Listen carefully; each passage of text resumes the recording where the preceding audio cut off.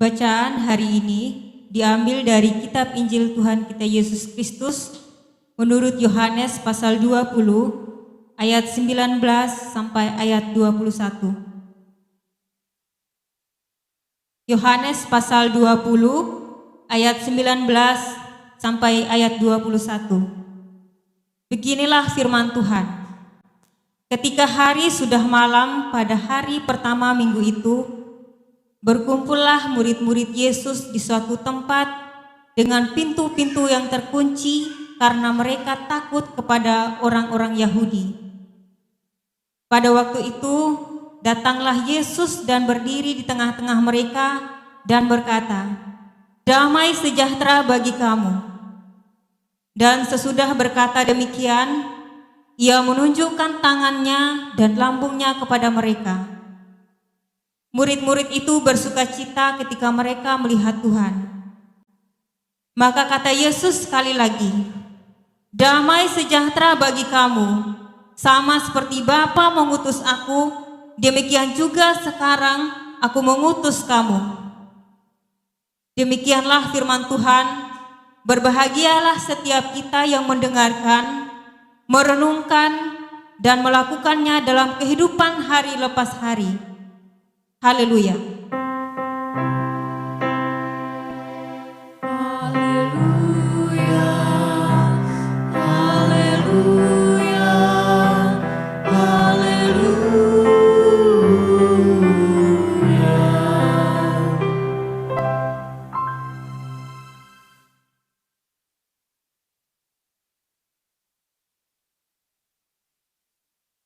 Jika Anda ada di seputaran Jogja, bukan di Bali, bukan di Jawa Tengah Utara, maka Jumat sore Anda pasti punya cerita tentang gempa. Bapak Ibu merasakan gempa? Kecuali waktu itu ada tidur siang. Ya. Pasti ada cerita itu. Tidak terjadi di Tuban, tidak dirasakan, padahal pusatnya di dekat Tuban, 6,6 skala Richter. Tidak dirasa di daerah Jawa Tengah Utara, tapi terasa di Bali dan juga di Jogja. Nah, itu karena unsur subduksi dan jenis tanah menurut para ahli. Waktu itu saya di dalam lift, sedang turun dari lantai 3 dari kantor ke rumah. Lift itu sendirian pula di lift itu. Bunyi, aduh. Saya jadi ingat film-film horor atau film action yang liftnya turun itu. Sampai di situ saya lihat banyak orang keluar dari gedung Agape lantai 1. Ada teman saya sedang rapat di lantai 8 sebuah hotel, juga turun semua katanya. Nah, waktu itu pasti kita punya cerita. Bagi orang Jogja, gempa bukan sekedar gempa, gempa juga trauma. Bagi Anda yang mengalami gempa besar beberapa tahun yang lalu.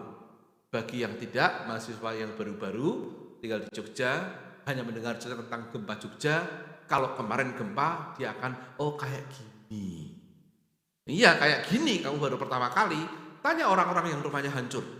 Tanya orang-orang yang keluarganya meninggal ketika ada gempa besar itu. Wah, itu traumatik sekali. Kita selalu punya pengalaman-pengalaman yang mendatangkan secara natural ketakutan tertentu dalam diri kita. Ada juga orang yang takut dengan ketinggian misalnya. Ya. Ada orang yang takut dengan benda-benda tertentu. Saya punya teman yang takut dengan bulu halus, dia takut. Pasti ada cerita di masa kecil. Saya sendiri, tadi pagi saya cerita, saya punya satu hewan yang saya takuti. Dulu ya, sekarang sudah berani, yakni belalang hijau. Harus yang hijau, harus yang begini. Kalau yang biasa enggak. Selidik, karena waktu SD saya takut mendengarkan lagu Walang keke, walang kadung, gitu. Suaranya Baljina, takut sekali saya, waktu kecil. Nah itu kebawa, jadi kalau lihat walang gitu, nah sekarang sudah ditangani. Ada orang yang takut karena kedatangan orang jenis tertentu. Mata saya yang kanan ini juling Bapak Ibu, waktu kecil dilempar bola kasti oleh teman, sehingga ketika ini minus, yang kiri minus 7, dia minus 13. Ketika dioperasi, 0 sekarang ini minus 7 masih. Jadi selisih mata saya itu ngeri ya, sampai sekitar 7. Nah sekarang 7 dan 0, tetapi sarafnya sudah terlanjur lemah, jadi juling. salah satu mahasiswa wali saya dari GKI, angkatan 2008, sampai konsultasi ke pusat psikologi Duta Wacana karena takut melihat dosen walinya. Saya tidak tahu alasan dia takut lihat saya. Saya datangi mau saya konseling, semakin takut. Lah kan geser, mata saya ini geser. Kalau saya lihat Anda, nanti ya kalau nggak percaya, kalau Anda nakal, ajak saya bicara. Nanti dia geser ke kanan. Oleh para mahasiswa teologi yang kadang-kadang dalam kreatifnya itu juga bisa antara lucu dan menyakitkan hati. Mereka bilang, kalau yang jaga pendeta Daniel kita nggak mungkin bisa contek-contekan. Katanya, saya tadinya maksudnya karena aku teliti ngawasi. Karena mata Bapak gerak sendiri, kurang ajar gak itu mahasiswa kayak gitu. Dan ini termasuk terapinya untuk anak ini, perempuan dari GKI, adalah disuruh melihat lebah. Disuruh mengamati lebah gitu. Saya ketika tahu bahwa itu adalah mata saya, maksudnya saya bertanya apa hubungan mata julingku dengan lebah. Tapi itulah, ada orang yang takut dengan begitu ya, macam-macam. Kalau Anda pernah punya pengalaman orang tua Anda atau mungkin Anda sendiri sekarang utang dengan bank titil, saya punya pengalaman itu, orang tua saya. Kedatangan mas-mas pakai selempang itu, terus mamimu ada, wah itu ngeri. Mamimu ada tuh ngeri. Mama berpesan, nanti kalau mas itu datang, bilang mama tidak ada. Loh mama, guru sekolah minggu mengatakan, katakan ya jika ya, tidak jika tidak. Aku kan bohong. Kamu mau makan apa tidak hari ini? Kalau mau makan bilang mama tidak ada. Wah konflik batin saya. Dan mas itu datang tiap hari. Gitu. Nanti kalau saya bilang tidak ada gitu, adik saya yang disable Samuel tidak bisa nipu. Dia tanya ke adik saya, mamamu ada? Sudah ketang. Jadi kita ngerti. Ada juga orang yang trauma ketika kedatangan segerombolan orang. Mungkin pernah dipersekusi oleh kelompok-kelompok tertentu. Itu bisa mendatangkan rasa takut. Teks kita itu juga demikian. Anda silakan periksa baik-baik. Bukanlah Alkitab Anda, mau di HP ataupun Alkitab biasa, pasal 20 ayat 19. Itu ada keterangan bahwa pada hari pertama minggu itu ketika hari sudah malam, berkumpullah murid-murid Yesus di suatu tempat dengan pintu-pintu yang terkunci karena mereka takut kepada orang-orang Yahudi. Nah ini menarik saudara, catatan ini tuh bicara banyak data ya. Pertama dia bicara data konflik kekristenan dengan keyahudian. Supaya Anda tahu, kekristenan awal-awalnya dianggap oleh kelompok Yahudi sebagai hanya salah satu sekte saja dari varian Judaisme. Lama-kelamaan di satu titik tidak lagi dianggap sebagai sekte Yahudi, tetapi memang gerakan keagamaan yang lain, yakni ketika pengakuan kepada Yesus sebagai Tuhan menjadi kunci iman komunitas ini. Tadinya enggak, kalau ada periksa kisah Rasul misalnya, itu Petrus masih datang ke sinagoge, masih.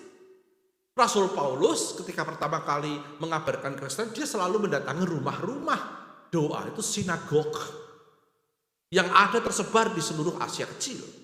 Itulah jalan masuknya untuk menjelaskan imannya tentang Kristus. James Dunn, seorang ahli PB, menjelaskan ini dalam bukunya berjudul Disparting the Ways, jalan yang terpisah. Jadi titik pisahnya itu ketika figur Yesus diimani sebagai Tuhan. Nah di situ maka kekristenan bukan lagi sekte Yahudi. Awalnya dianggap begitu.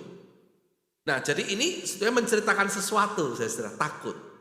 Nah Anda harus tahu bahwa peristiwanya terjadi sekitar tahun 30-an, dicatat dalam Injil Yohanes pada tahun 90 sampai 110. Jadi ini ada 60 tahun di antara the real actual event dan the written of the text. Nah, ketika ditulis diduga memang jalan pecah itu sudah semakin kuat pada waktu itu. Tapi sejak awal memang sudah ditunjukkan bahwa orang-orang Yahudi bagi kelompok kecil murid Yesus itu membawa phobos, ketakutan. Nah ini bisa dimengerti ya, karena peristiwa penyaliban Yesus itu kan konspirasi dari 3 gerakan. Satu, kekuatan agama dari para pemimpin agama Yahudi, Sanhedrin, Mahkamah Agama, berkolaborasi dengan kekuatan militer, Pax Romanum, Pontius Pilatus, dan histeria massa Yahudi kan. Yang pada hari Palmarum mengatakan Hosiana, Jumat Agung mengatakan salibkan dia. Jadi ada kekuatan komunitas juga bertemu dengan legitimasi agama dan kekuatan politik militer. Bisa dimengerti kalau yang hasilnya adalah Yesus yang disalibkan itu mendatangkan ketakutan. Walaupun hari itu sebetulnya masih hari kebangkitan. Dan Maria Magdalena sudah menyebarkan berita tentang ia melihat Tuhan. Ini pada hari yang sama loh. Lihatlah pasal 19. Kalau ada tulisan pada malam hari, mungkin terjemahan paling tepat itu ya, mungkin petang gitu. Itu pasti belum lewat jam 6, belum. Karena dikatakan pada hari pertama minggu itu. Hari pertama minggu itu berarti hari yang sekarang kita bilang minggu. Dalam bahasa Ibrani itu Ehad. Jadi hari itu dimulainya jam 6 sore, kayak orang Jawa, orang Yahudi itu. Enggak kayak kita jam 00.24 itu kan kita. Jadi orang Yahudi itu memulai hari jam 6 sore. Oleh karena itu Yesus mati, bangkit pada hari ketiga itu betul. Hitungnya gini, Jumat jam 3 sampai Jumat jam 6 sore itu hari pertama udahan. Karena Jumat jam 6 sore itu masuk hari Sabat. Jumat jam 6 sore ya ke Sabtu jam 6 sore hari kedua kan. Sabtu jam 6 sore ke Minggu jam 6 sore itu hari ketiga. Yesus bangkit Minggu Pajar. Jadi hitungnya gitu, seperti cara berpikir waktu itu. Nah ini hari pertama minggu itu berarti belum kelewat sampai 24 jam. Masih hangat gitu loh, fresh. Jadi memang masih membingungkan beritanya. Yesus dikatakan bangkit oleh Maria, disaksikan oleh Maria, dikabarkan kepada para murid. Tetapi suasana ia baru saja mati disalib, konspirasi tiga kekuatan masih gede. Kalau terjadinya malam hari, lewat dari hari pertama, pasti tidak dikatakan pada hari pertama. Karena hari pertama kelewat pada jam 6 sore. Nah hitung-hitungannya itu gitu. Tadi pagi saya menjelaskan nama-nama hari dalam bahasa Ibrani supaya adil juga sekarang. Hari pertama itu Ehad. Bahasa Ibrani diarabkan jadi Ahad. Dijawakan jadi Ngad. Ahad hari ini. Orang yang lahir hari Minggu di desa namanya Ngadiran, Ngadimin, Ngatinah, Ngat, Ahad. Hari pertama, ya. Hari kedua itu Shenin. Beneran nih, ini bahasa Ibrani, Shenin menjadi Senin, Isnaini, Shenina. Ya, ini Senin hari kedua. Maka anak kedua itu pada Yahya Wijaya punya dua anak kan. Anak yang pertama kan Agatha Filiana. Anak kedua kan namanya Ayesha Shenina. Shenina. Itu saya kalau godain Ayesha, kowe lahirmu dino Senin ketoke. Om Daniel ini. Maksudnya itu Shenina, anak kedua. Ehad Shenin. Hari ketiga itu Shelishi. Hari ketiga empat Rebi'i. Lo percayalah, aku dosen bahasa Ibrani, percayalah. Ehad, Shenin, Shelishi, Rebi'i, ya. Hari kelima itu Kemishi. Betul, nggak percaya. Ini ada beberapa mahasiswa teologi di sini, tanya ke mereka. Hari ke-6, nah salah. Ya keliru, kejebak juga. Ya banyak orang mengira hari ke-6 terus jujur Jumadi gitu kan. Atau Jumidi, enggak. Hari ke-6 itu Shishi. Lalu hari ke-7 Shebatim, Syabitu, Sabat. Ehad, Shenin, Shelishi, Rebi'i, Kemishi, Shishi, Shebatim. Nah ini hari pertama Ehad. Sebelum jam 6 sore. Terjadilah peristiwa ini. Mereka masih takut. Ya mereka mungkin in the intersection of happiness and fear. Happiness karena berita dia bangkit. Fear karena peristiwa Yesus mati itu. Ya. Tiba-tiba muncullah, pintunya terkunci loh. Pintu-pintu terkunci, bukan dibuka kuncup kayak pintu gereja kita itu. Pintu terkunci, tiba-tiba dikatakan, datanglah Yesus berdiri di tengah-tengah mereka dan berkata, damai sejahtera bagi kamu. Ini kalau bahasa Yunani-nya adalah Eirene Humin. Ada orang namanya Irene itu artinya damai sejahtera. Eirene Humin, bentuknya itu datif no gender, jadi untuk laki-laki perempuan. Nah, tetapi ketahuilah, ketika peristiwa ini terjadi, 60 tahun sebelum ditulis, Pasti Yesus ngomongnya dalam bahasa Aram atau Ibrani. Kemungkinannya itu. Sangat mungkin Arab, itu bahasa sehari-hari. Ditulisnya 60 tahun kemudian dalam bahasa internasional Yunani, maka jadinya Eirene Humin. Waktu itu sangat mungkin Yesus ya menyapanya Shalom Aleichem. Nah, kalau ini ada sedikit bias gender. Aleichem itu maskulin plural. Padahal kalau kita ketemu teman-teman gitu ya, kan kadang-kadang bertemu sama perempuan. Itu harusnya kalau bahasanya diikutin kaku-kakuan, harusnya Shalom Aleichem wa Aleichen. Tetapi bahasa itu kadang-kadang memang tidak adil. Bias gender dia, perempuan nggak dianggap gitu loh. Jadi terhisap dalam situ. Nah banyak orang Kristen suka itu. Shalom Aleichem. Nggak ada yang Eirene Humin, nggak pernah tahu saya. MC itu kan Shalom gitu. Ke Ibranian. Kenapa? Ya mungkin karena teman-teman muslim kan punya Assalamualaikum. Maksud kita gak duwe lah. Kayaknya melu lah. Shalom Aleichem. Kalau mereka jawabnya Waalaikumsalam, jawabnya Aleichem Shalom. Gitu. Supaya lu punya, gue juga punya gitu kira-kira. Ya boleh-boleh aja. Tapi ketahuilah Shalom Aleichem itu sebetulnya bisa juga berarti halo apa kabar. Iya. Jadi kata itu kalau diteliti ada maknanya, tetapi itu sebenarnya sapaan, biasa saja. Seperti kalau kita ketemu orang, good morning, gitu. Kalau di barat sih gitu ya, di Indonesia itu yang dibilang orang yang ramah itu menurut saya kalah ramah. Mana ada kita kalau ketemu orang di jalan tidak kenal, di jalan ya, selamat pagi, tidak kan? Anda hanya begitu kalau di gereja. Kita di gereja itu tiba-tiba santun. Selamat pagi. Atau saya ngajar di kelas itu. Selamat pagi saudara, pagi Pak, gitu. Kalau ketemu di pasar loh, pasar Beringharjo, masa ada selamat pagi kan enggak? Tapi orang barat itu kalau ketemu gitu, good morning, selamat pagi, good morning. Itu samaan. Good morning, selamat pagi, pagi yang baik.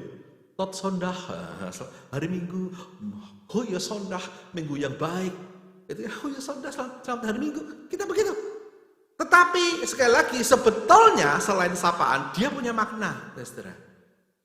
Ini studi kata ya, sebelum kita lihat perikopnya. Perioder namanya. Jika Anda penasaran ini ngarang apa tidak saya gitu, enggak. Yang ngarang berjudul bernama Perioder, bukunya berjudul Biblical Word of Shalom. Perioder bukunya dicetak ulang belasan kali, buku kecil belasan kali. Dia menstudi khusus makna Shalom dan Eirene. Itu karena sama, artinya sama. Diteliti oleh dia di PL dan PB, kesimpulannya mengejutkan. Menurut Perioder ada 3 makna dari Shalom yang kita sering ucapkan itu dan Eirene. 1, keberesan fisik. Jadi no war, tidak ada perang, no famine, tidak ada kelaparan, keadaan Anda baik-baik, sehat walafiat. Ya, secara fisik Anda makan cukup, minum cukup, pakaian cukup, itu namanya Shalom. Paling banyak itu rujukannya. Baru yang kedua itu adalah emosional, relasional. Jadi perdamaian. Bahasa Jawanya wawuh. Jotaan, wawuh. Tahu wawuh? Bahasa Bataknya wawuh itu apa Pak? Pokoknya kau temanku lagi lah gitu kira-kira. Dulu kau bodat kau, sekarang kau teman gitu kira-kira. Dulu kita memaki-maki dia, sekarang teman gitu. Nah, rekonsiliasi Pak, wawuh itu. Ya, Shalom makna kedua tidak banyak loh, paling banyak itu yang fisikal adalah pulihnya relasi, harmoni, itu Shalom. Yang ketiga adalah dimensi etis moral. Terjadi sesuatu yang benar secara moral, itu juga disebut Shalom. Nah kalau kita pakai word study ini dulu, kadang-kadang dalam hidup kita berliturgi itu belum tentu loh, itu terjadi betul-betul Shalom ya. Misalnya nih, Anda MC, lalu Anda menjadi selilit, tahu selilit? Anda menjadi masalah bagi saudara Anda. Anda bermusuhan. Juga Anda sedang diam-diaman dengan suami atau istri atau anak atau pembantu rumah tangga Anda. Lalu Anda di sini, shalom. Mana shalomnya? Oh, ekstrem Pak, kadang-kadang MC itu maksa. Kurang keras, ngono barang. Shalom. Wah, loh bagaimana saya bisa bilang shalom? Kalau kamu di rumah singa. Di gereja mah kamu malaikat. Di rumah itu macan tutul kok kamu. Kucing garong kok. Shalom, aku mau suruh jawab shalom. Gualakmu gak karu-karuan. Nah di gereja, shalom. Selamat pagi. Oh, haleluya. Oh puji Tuhan. Tuhan baik. Gitu kan. Wahing pun Tuhan baik. Bless you. Ngono. Kristen banget. Wah, tapi di rumah itu apa diksinya? Kayak apa itu? Nah, jadi repot ya. Shalom itu bukan sekedar ucapan gitu loh. Dia realitas dari beresnya. Relasi, terutama fisik dulu. Kalau ada jemaat tidak terlayani secara diakonia, misalnya dengan sengaja. Ada orang menelantarkan jemaat yang sakit. Ada orang membiarkan orang bergumul dengan kesulitan ekonomi. Lalu ada menyanyi, Havenu Shalom Aleichem. Ironis itu. Ironis. Jadi jangan sembarangan lagi pakai kata shalom. Kalau ada orang bilang pada dia, shalom, ada beneran nih, beneran nih, gitu. Ya enggak usah begitu betul ya. Tapi maksud saya, apakah betul? Do you bring peace? This shalom means keberesan fisikal, keberesan relasional, dan keberesan etis. Itu kalau studi diksi shalom. Nah di sini saudara, konteksnya ada. Konteksnya adalah phobos, takut. Yesus datang dan mengatakan, Eirene humin, shalom aleichem. Itu berarti shalom yang dibawa Yesus adalah bersifat transformatif. Dari takut menjadi, kalau Anda teruskan bacaan Anda, dikatakan di situ, maka mereka melihat Tuhan dan bersukacita. Berubah dari phobos ke kairo, sukacita. Teks ini Anda pakai, shalom dari Yesus berarti nilai transformatif yang mengubah ketakutan menjadi kegembiraan. Setelah itu, setelah mereka gembira, Yesus menunjukkan tangannya dan lambungnya 20. Murid-murid bersukacita karena mereka melihat Tuhan tadi. Maka kata Yesus sekali lagi, Eirene humin, shalom aleichem. Nah kali ini konteksnya beda. Sama seperti Bapa mengutus aku, demikian juga sekarang aku mengutus kamu. Damai sejahtera bagi kamu, shalom aleichem, Eirene humin. Sama seperti Bapa mengutus aku, sekarang aku mengutus kamu. Dimensi kedua dari kata shalom di sini adalah perutusan. Jadi nggak boleh kamu hanya mengalami perubahan untuk dirimu sendiri. Dari phobos menjadi kara. Dari ketakutan menjadi kesukacitaan karena ada aku.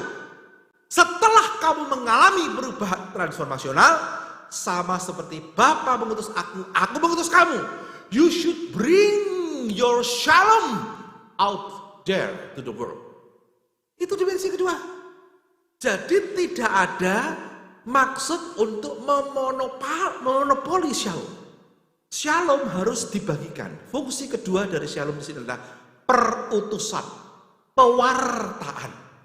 Sehingga ketika kita di gereja ini, misalnya dalam peribadahan, let's say kita berkata berjumpa dengan Tuhan, lalu hati Anda yang beku menjadi hangat, berkobar-kobar, hati Anda yang dingin buat penuh dengan daya, begitu rupa Anda mengalami Tuhan hadir, Anda let's say melihat Tuhan seperti teks ini, itu baru adegan pertama.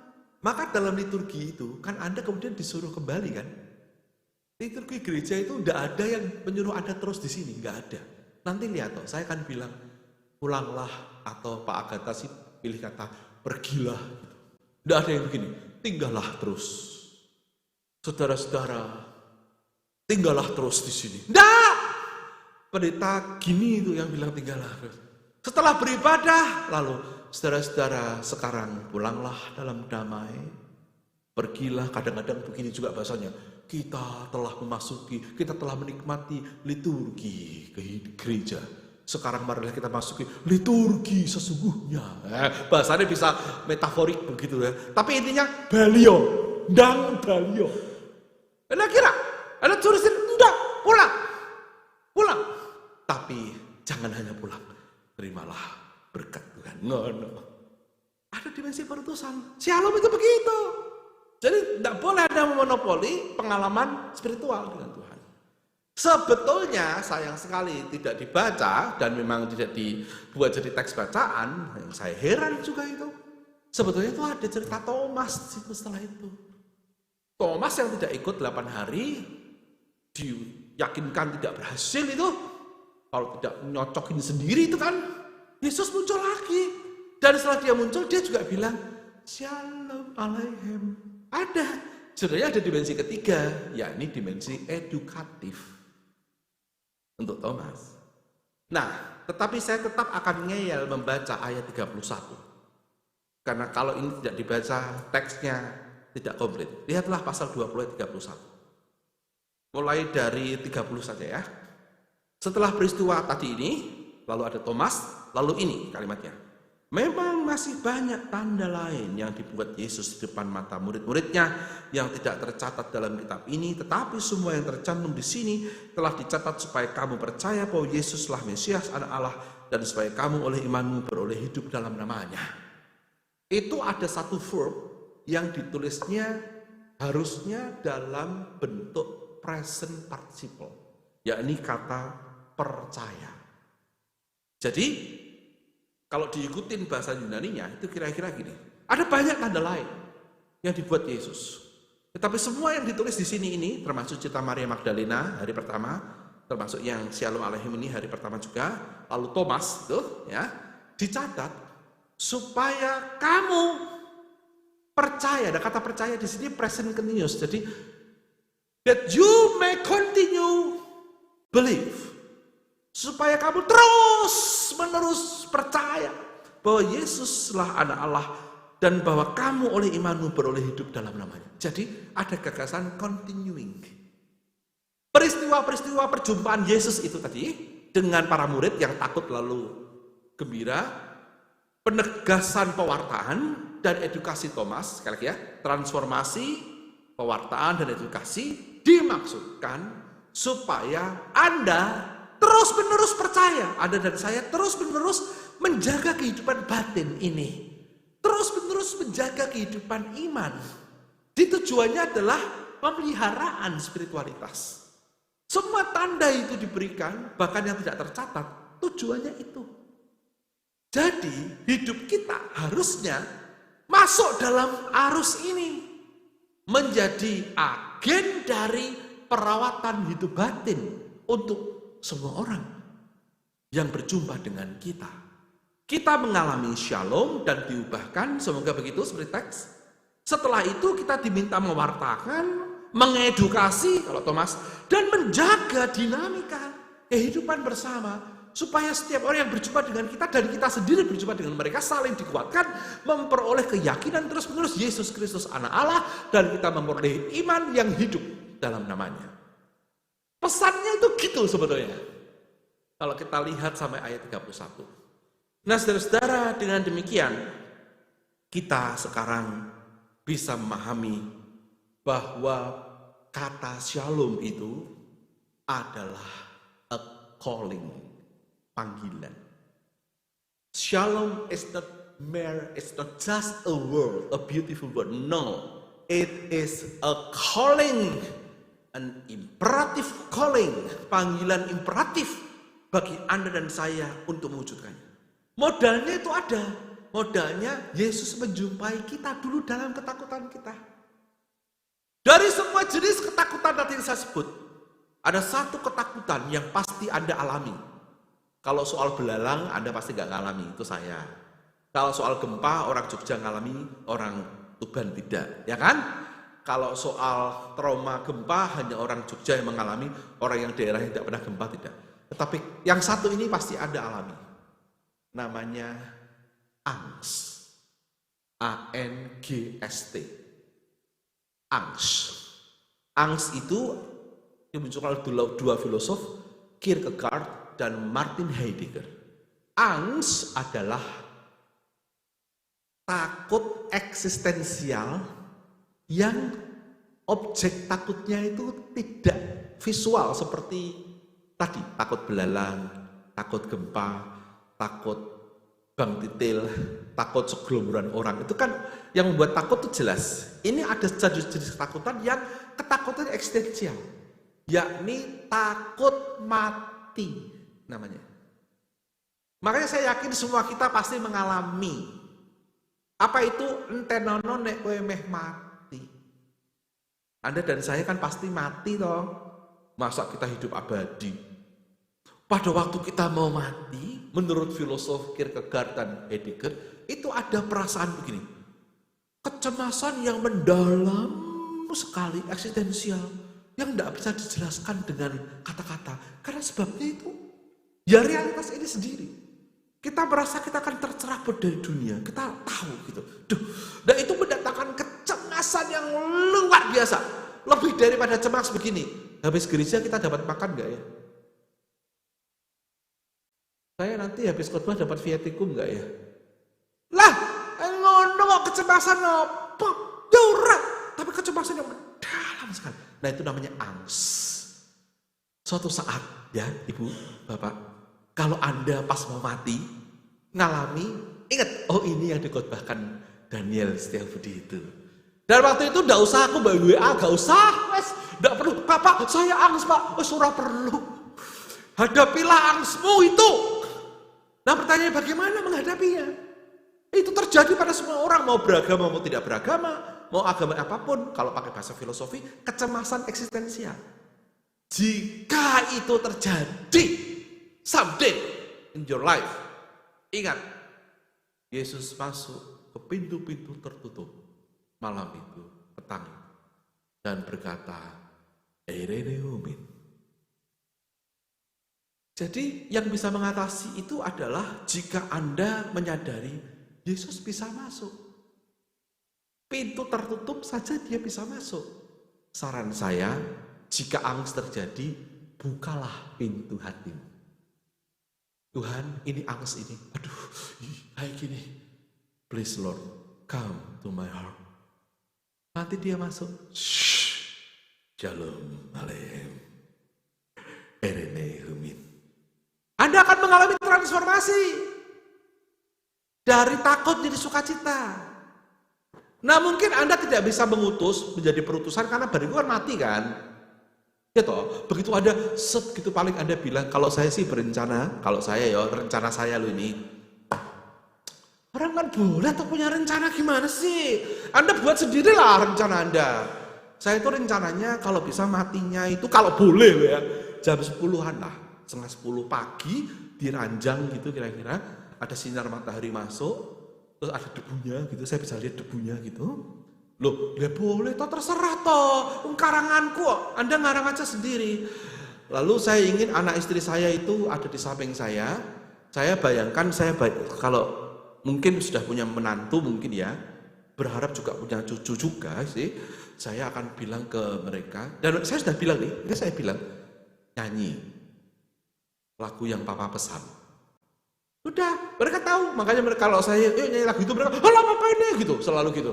Nah lagunya itu coba, oh aku siap aku. Bahwa nanti mati saya ternyata jenis lain ya udah apa-apa lah. Ini wong nek iso. Kan angst loh, angst. Aduh. Tuhan, masuklah. Aku takut. Tapi Engkau bisa masuk ke pintu-pintu tertutup dulu kan Tuhan. Come to my heart now. Gitu. Kalau saya terus merasa Tuhan menyapa, hai hamba-Ku, shalom. Aku ser, ame mati aku iki. Saya bilang, tolong nyanyi. Hanya sopran, alto, tenor, bass ya. Saya nggak mau tuh unison. Mau mati kok mendengar lagu terakhir unison kan nggak asik. Harus sopran, alto, tenor, bass. Naik D. Nah, jangan sampai besok gitu. Saya harus pas itu kuncinya. Ini bayangkan unison ya, saya soprannya ya, itu gini kira-kira, anak istri saya bayangkan tuh tua gitu, sudah tua, beruban gitu ya, anak-anak saya gitu ya, sambil yang nangis, papa nyanyi dulu, SATB, opa, nyanyilah mereka. Ada kasih melampaui akal kita, ada kasih dari hati yang rindu dan membawanya di tengah manusia. Itu maksud Allah dari dahulu. Nah ini jangan salah. Kasihnya tak terperi. Kasihnya yang abadi bagi dunia yang penuh dengan dosa. Minor. Aduh, nggak mau. Bagi dunia yang penuh dengan dosa. Ya, good. Baru mau mati saya ini. Ulang ya. Kasihnya tak terperi. Kasihnya yang abadi bagi dunia yang penuh dengan dosa. Yesus rela mati di atas Golgota. Gitu.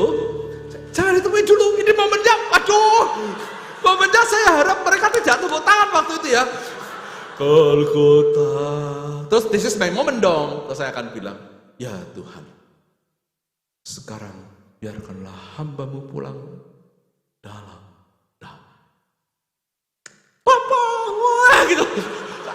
Itu rencanaku. Loh rencanamu ya monggo, ini saya kan lain-lain kan.